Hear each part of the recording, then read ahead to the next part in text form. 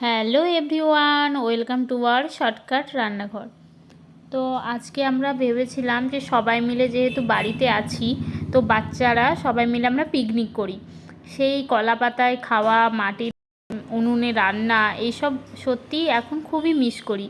কাজের সূত্রে যেহেতু বাইরে থাকি, তো বাড়ি গেলে মনে হয় যে একটু আগেকার মতো পিকনিক করি, সেই সূত্রে আমাদের পিকনিক করা। তো পিকনিকের মেনুতে রেখেছিলাম আলু ভাজা, বেগুন ভাজা, শিম ভাজা, ভাত, চিকেন আর উচ্ছে ভাজা। তো আমরা সবাই মিলে সারা দিনটা খুব হেসে খেলে কেটে গেল। আর সত্যি কথা বলতে মাটির উনুনের যে কোনো রান্নাই একটু খুব টেস্টি হয়। তো সেই কারণে আমরা এক এক করে ভেজে নিলাম আলু ভাজা, উচ্ছে ভাজা, বেগুন ভাজা, শিম ভাজা। ওইগুলো ভাজা হয়ে গেলে এক এক করে আমরা তুলে নিলাম একটা পাত্রের মধ্যে, দিয়ে দিলাম পোস্ত, ছড়িয়ে দিলাম। ওটা ভালো লাগে ছড়িয়ে দিলে, আর খেতেও টেস্টি লাগে। দিয়ে চিকেনের জন্য যে কেটে রাখা আলুগুলো, সেগুলো গরম তেলে একটু অল্প আঁচে মানে ভেজে নিলাম। আর এদিকে আমাদের চিকেন যে কেটে রেখেছিলাম, সেখানে অল্প পরিমাণে হলুদ গুঁড়ো, লঙ্কা গুঁড়ো, নুন দিয়ে ম্যারিনেট করে নিলাম।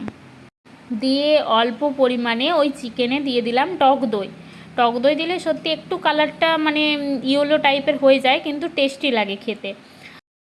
এবার এটা কিছুক্ষণ ম্যারিনেট করে একটা কড়াইতে তেল দিয়ে অল্প তেজপাতা, চাইলে তোমরা শুকনো লঙ্কাও অ্যাড করতে পারো, তার সাথে দিতে পারো গরম মশলা, গোটা যে গরম মশলা হয় সেগুলোও দিতে পারো।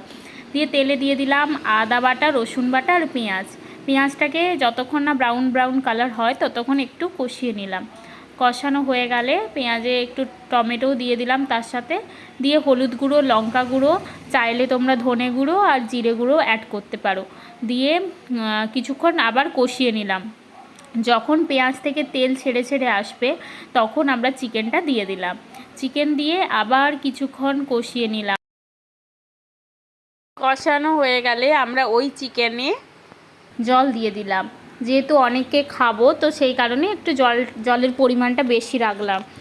দিয়ে জল দিয়ে গরম গরম আমাদের তৈরি হয়ে গেল চিকেনের তরকারি। তো আমরা গরম ভাতে চিকেন, তারপরে উচ্ছে ভাজা, আলু ভাজা, বেগুন ভাজা, শিম ভাজা দিয়ে আমাদের আজকের মতো পিকনিকটা শেষ করলাম। আর তোমাদের এই পিকনিক করতে কার কার ভালো লাগে, আর কে কোথা থেকে ভিডিওটা দেখছো, অবশ্যই আমাকে কমেন্ট করে জানাও। তো আবার আসছি পরের ভিডিও নিয়ে, তোমরা পাশে থেকো, সাথে থেকো। আর আমার ভিডিওটা যদি ভালো লেগে থাকে অবশ্যই শেয়ার করো। Thanks for watching, subscribe please, thank you.